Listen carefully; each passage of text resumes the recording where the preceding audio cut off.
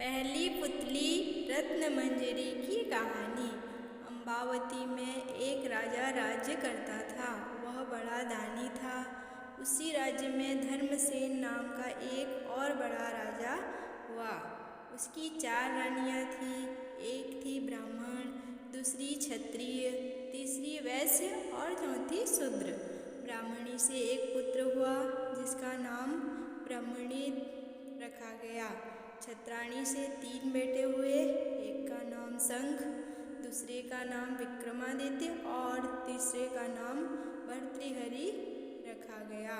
वैश्य से एक लड़का हुआ जिसका नाम चंद्र रखा गया। शूद्राणी से धन्वंतरि हुए। जब वे लड़के बड़े हुए तो ब्रह्मणी का बेटा घर से निकल पड़ा और धारापुर आया। हे राजन, वहाँ के राजा तुम्हारे पिता थे। उस लड़के ने राजा को मार डाला और राज्य अपने हाथ में ले कर के उज्जैन पहुँचा। संयोग की बात है कि उज्जैन में आते ही वह मर गया। उसके मरने पर क्षत्राणी का बेटा शंख गद्दी पर बैठा। कुछ समय बाद विक्रमादित्य गद्दी पर बैठे।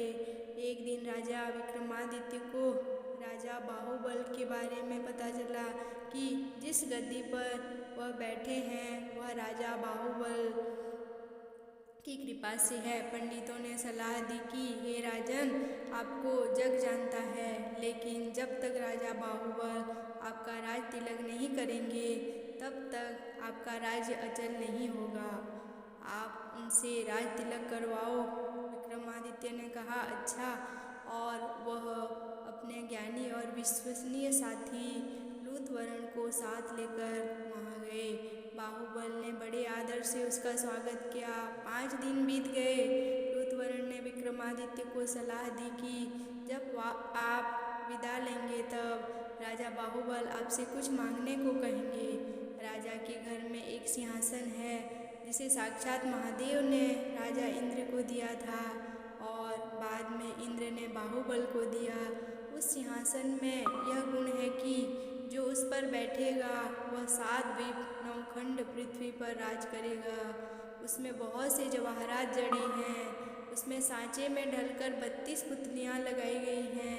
हे राजन, तुम उसी सिंहासन को मांग लेना। अगले दिन जब विक्रमादित्य विदा लेने गए तो उसने वही सिंहासन मांग लिया। राजा बाहुबल वचन से बंधे थे। बाहुबल ने विक्रमादित्य को उस पर बिठाकर राज तिलक किया और बड़े प्रेम से विदा किया। राजा विक्रमादित्य ने लौटते ही सभा की और पंडितों को बुलाकर कहा, मैं एक अनुष्ठान करना चाहता हूँ। आप देखकर बताएं कि मैं इसके योग्य हूँ या नहीं। पंडितों ने कहा, आपका प्रताप तीनों लोकों में छाया हुआ है। आपका कोई बैरी नहीं। जो करना हो कीजिए। अपने खानदान के सब लोगों को बुलाइए। 1.25 लाख कन्यादान और 1.25 लाख गायें दान कीजिए। ब्राह्मणों को धन दीजिए। जमींदारों का 1 साल का लगान माफ कर दीजिए। इतना कहकर पुतली रत्नमंजरी बोली, हे राजन, आपने अगर कभी ऐसा दान किया है तो सिंहासन पर अवश्य बैठें। पुतली की बात सुनकर राजा भोज निराश हो गए। आज का दिन तो गया, अब तैयारी करो, कल सिंहासन पर बैठेंगे। इस तरह सिंहासन बत्तीसी की पहली पुतली ने राजा भोज को नहीं बैठने दिया और अगले दिन दूसरी पुत्री चित्रलेखा ने सुनाई राजा विक्रमादित्य की कहानी।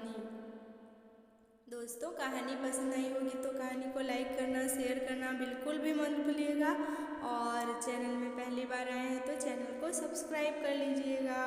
कहानी सुनने के लिए आप सभी को बहुत बहुत धन्यवाद।